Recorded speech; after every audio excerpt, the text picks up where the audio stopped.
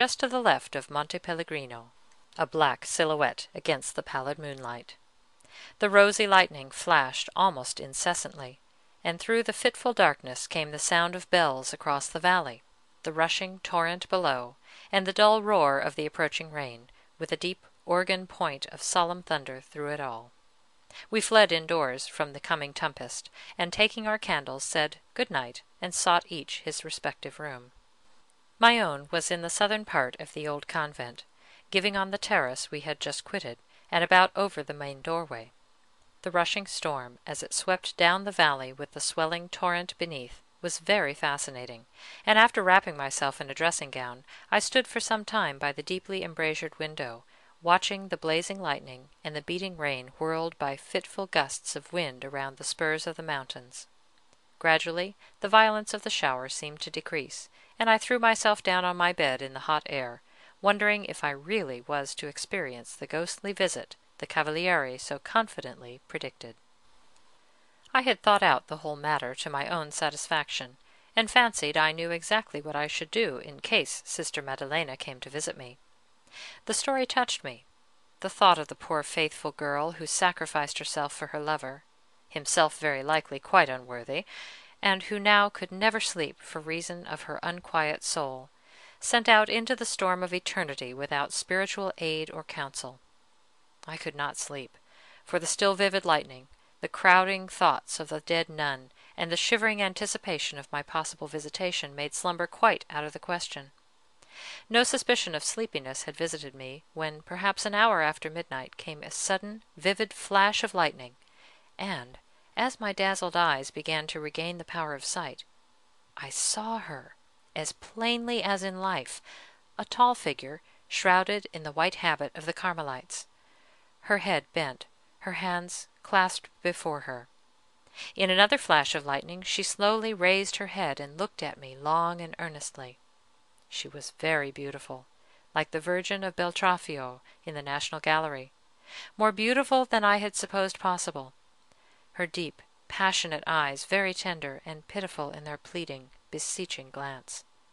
I hardly think I was frightened, or even startled, but lay looking steadily at her as she stood in the beating lightning. Then she breathed, rather than articulated, with a voice that almost brought tears, so infinitely sad and sorrowful was it, "I cannot sleep." And the liquid eyes grew more pitiful and questioning as bright tears fell from them down the pale, dark face. The figure began to move slowly towards the door, its eyes fixed on mine, with a look that was weary and almost agonized. I leaped from the bed and stood waiting. A look of utter gratitude swept over the face, and turning, the figure passed through the doorway. Out into the shadow of the corridor it moved, like a drift of pallid storm cloud, and I followed, all natural and instinctive fear or nervousness quite blotted out by the part I felt I was to play in giving rest to a tortured soul. The corridors were velvet black, but the pale figure floated before me always, an unerring guide, now but a thin mist in the utter night, now white and clear in the bluish lightning through some window or doorway. Down the stairway, into the lower hall, across the refectory, where the great frescoed crucifixion flared into sudden clearness under the fitful lightning, out into the silent cloister. It was very dark. I stumbled along the heaving bricks, now guiding myself by a hand on the whitewashed wall, now by a touch on a column wet with the storm. From all the eaves the rain was dripping on to the pebbles at the foot of the arcade. A pigeon, startled from the capital where it was sleeping, beat its way into the cloister close. Still the white thing drifted before me to the farther side of the court, then along the cloister at right angles, and paused before one of the many doorways that led to the cells. A sudden blaze of fierce lightning, the last now of the fleeting trail of storm, leaped around us, and in the vivid light I saw the white face turned again with the look of overwhelming desire, of beseeching pathos, that had choked my throat with an involuntary sob when I first saw Sister Maddelena. In the brief interval that ensued after the flash, and before the roaring thunder burst like the crash of battle over the trembling convent, I heard again the sorrowful words, "I cannot sleep," come from the impenetrable darkness, and when the lightning came again, the white figure was gone. I wandered around the courtyard, searching in vain for Sister Maddelena, even until the moonlight broke through the torn and sweeping fringes of the storm. I tried the door where the white figure vanished. It was locked. But I had found what I sought, and carefully noting its location, went back to my room, but not to sleep. In the morning the Cavaliere asked Rendell and me which of us had seen the ghost, and I told him my story. Then I asked him to grant me permission to sift the thing to the bottom, and he courteously gave the whole matter into my charge, promising that he would consent to anything. I could hardly wait to finish breakfast, but no sooner was this done than, forgetting my morning pipe, I started with Rendell and the Cavaliere to investigate. "I am sure there is nothing in that cell," said Valguanera, when we came in front of the door I had marked. "It is curious that you should have chosen the door of the very cell that tradition assigns to Sister Maddelena. But I have often examined that room myself, and I am sure that there is no chance for anything to be concealed.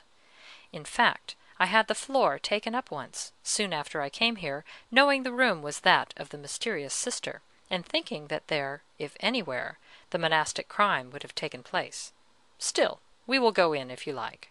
He unlocked the door, and we entered, one of us, at all events, with a beating heart. The cell was very small, hardly 8 feet square. There certainly seemed no opportunity for concealing a body in the tiny place, and although I sounded the floor and walls, all gave a solid, heavy answer, the unmistakable sound of masonry. For the innocence of the floor the Cavaliere answered. He had, he said, had it all removed, even to the curving surfaces of the vault below. Yet somewhere in this room the body of the murdered girl was concealed. Of this I was certain. But where?